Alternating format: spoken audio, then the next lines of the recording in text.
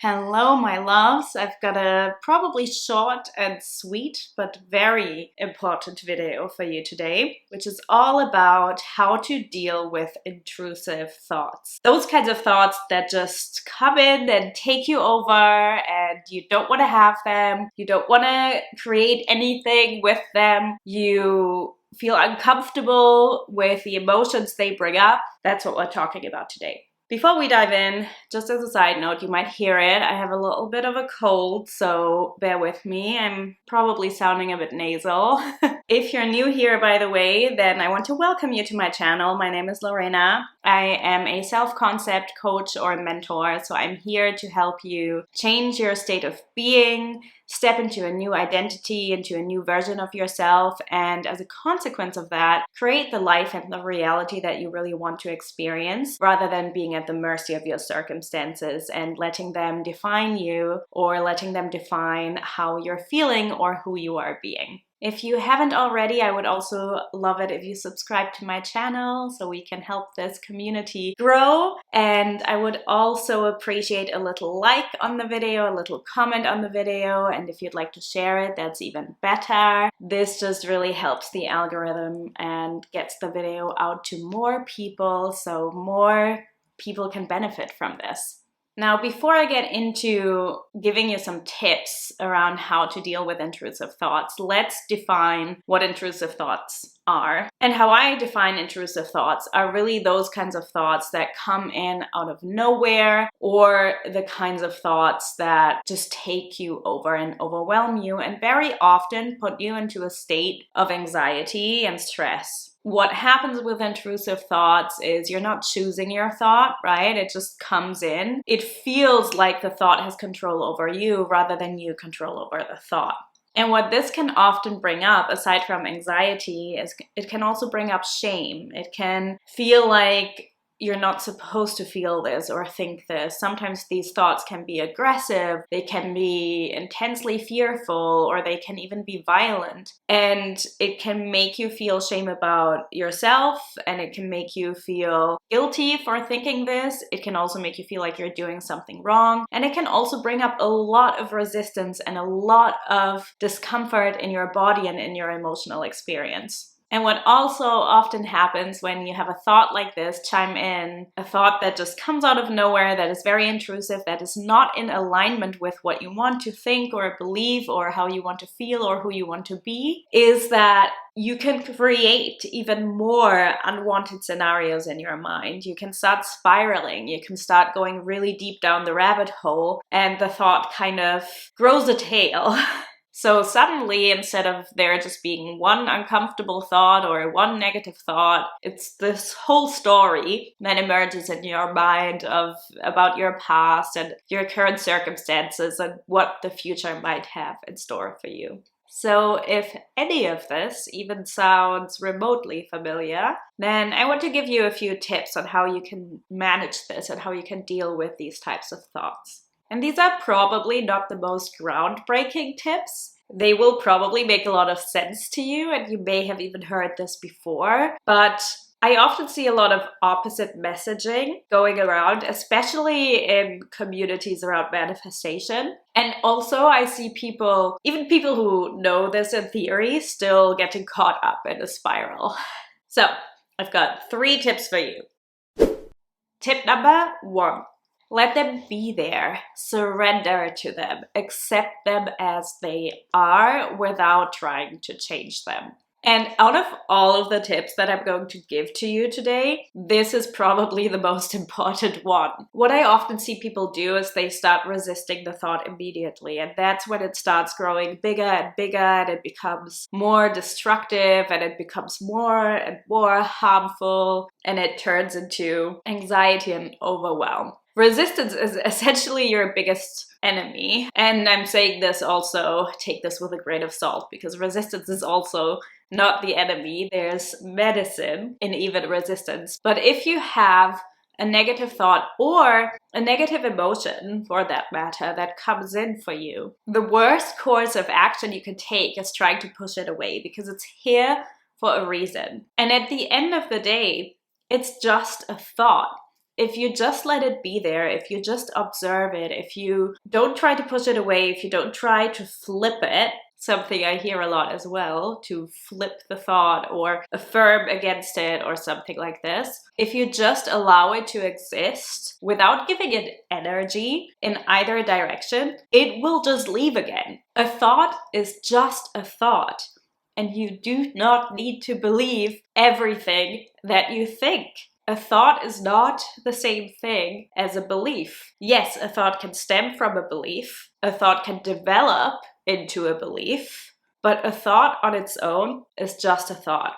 And if you allow it to be there, and if you don't give it energy, it will dissipate again. But if you try to push it away, it will just get bigger. And why do people try to push them away? Why do you maybe try to push the intrusive thought or the negative thought away? The primary reason, apart from this whole story of I might manifest something that I don't want if I think something that I don't want to think, which is bullshit, by the way. The main reason is that a negative thought can often trigger an uncomfortable and negative emotion. I'm saying negative emotion because emotions are not negative. None of them are. But the reason people push these intrusive thoughts away, and you might do this too, is because they're avoidant of these uncomfortable emotions. They want to avoid or bypass discomfort. And I would encourage you to go into the opposite direction and start embracing discomfort. Life isn't always just fun and games. We are going to experience discomfort. We are going to experience uncomfortable situations and uncomfortable emotions, uncomfortable experiences. And the more you are able to actually be with that discomfort and sit with it and allow it to be there, the less it can harm you. It only has power over you when you let it have power over you.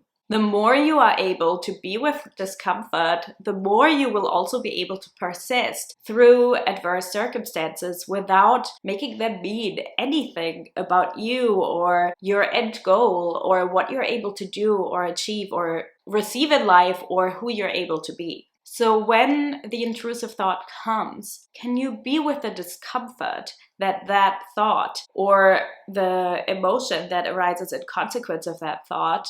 Can you be with the discomfort that brings up? Can you be with the pain, potentially? And there may be something in you that says, I don't want to feel it, which is natural, right? And this is why I love doing this work, why I love creating these safe spaces in my coaching containers where I can allow people the space, and people have the space with me, to feel these uncomfortable emotions, hold space for them without them spiraling into something or making it mean something about them or what they're able to create. This is why this type of support is so powerful, because it is actually very, very hard to be with this completely on your own. This is also why I hire coaches for my own emotional processes all the time. You don't have to do it by yourself. You can go into a safe container where you can be with these emotions and let them flow through you so they can be released.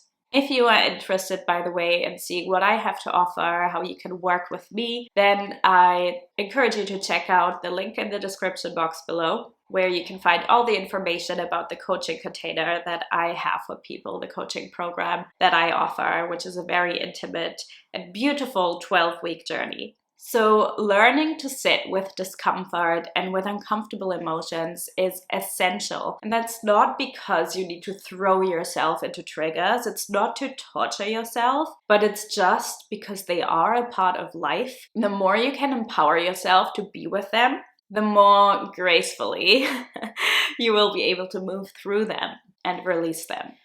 Tip number 2 is to befriend your inner critic. The voice in your head that says mean things about you or what you're able to have or who you're able to be. We often feel like that voice is our enemy. That's like the bully inside of us that only wants the worst for us, that's sabotaging us, that's holding us back. However, this is not true. It's actually your friend. That voice, even if it says like really mean things about you or about other people, that voice is trying to help you. that voice is a part of you. It's not the enemy. If you listen to it, not to make it true, not to give it your power, but just to get curious and observe, what does this voice have for me? It has wisdom for you.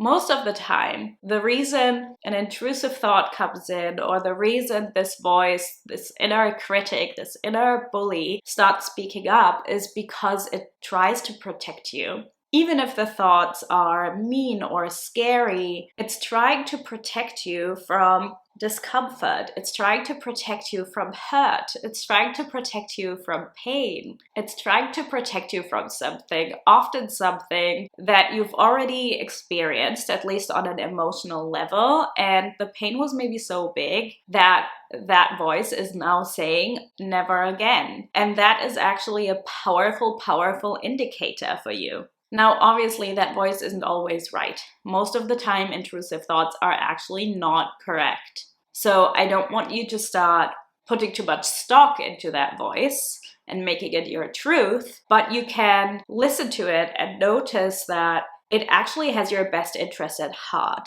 even if that's not always the thing that actually helps you the most in the long run.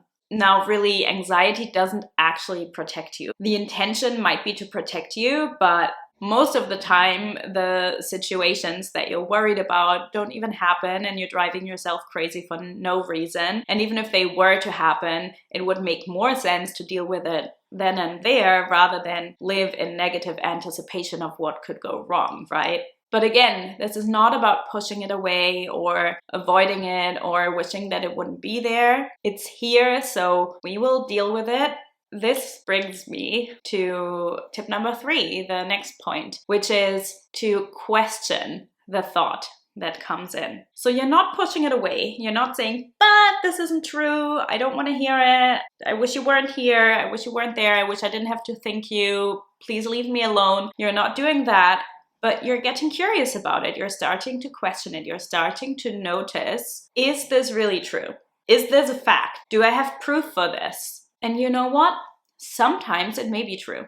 Sometimes an intrusive thought comes in about something that seriously happened, maybe in the past, and it's a memory that is still affecting you. So sometimes there is truth to this. Sometimes an intrusive thought comes up because you've actually been suppressing something like a painful memory or a painful emotion. And then that's why it comes up, so you can actually deal with it and actually process it and actually feel it. But very, very often, it's not true. Very often, an intrusive thought is just based on the interpretation of a situation. Very often, an intrusive thought is just a meaning that you assign, or your subconscious rather assigns, based on what you're seeing or what you're not seeing. And it's not actually based on fact. It may be a perception, an interpretation, a meaning, some sense that your brain is trying to make of what you're seeing or not seeing outside of yourself. Because your brain does not like to be in uncertainty, so it's trying to create as much certainty as it can. And then other times when you ask yourself, is this thought really true? You won't find the answer. That happens too sometimes. It's not a clear fact, but you also can't really establish whether it's maybe not true. There might be truth to it, there might not be. And when you don't know, when you can't find out whether it's actually true or not, then let it be. Let it be there. Going back to point number 1, let the thought be there. Don't overanalyze it. Don't try to shape it into something that it's not. What you can do, if you don't know and you are in uncertainty and you're not going to find the answer and your brain is trying to create the certainty, assume the best. Believe in the best, knowing that if the best were to not be true, you would be able to handle it, but you would deal with it if that were to come true, and not right now. As long as you don't know the final outcome, as long as you don't know the truth about that thought, as long as you don't know if something bad is actually going to happen or it actually means something about yourself, which usually it doesn't, as long as you don't know that, assume the best, believe in the best. Choose the best possible outcome rather than the worst. So that's the 3 tips that I have for you today. I hope you enjoyed this. If you did, don't forget to please give this video a like, leave me a comment and let me know which tip helped you the best. Subscribe if you haven't already, because I would love to have you here in this space. If you want to work with me, check out my coaching program below. It's called Recreate Yourself. And I will see you in next week's video. I'm sending you all of my love.